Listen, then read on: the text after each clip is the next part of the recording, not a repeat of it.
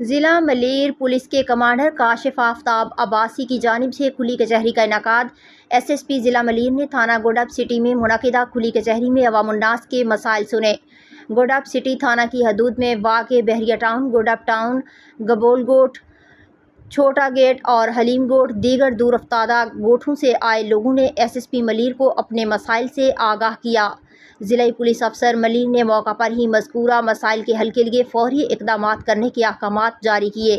S S P ضلع ملیر نے اس موقع پر خطاب کرتے ہوئے کہا کہ پولیس کا کام عوام کی جان و مال اور عزت نفس کا تحفظ ہے۔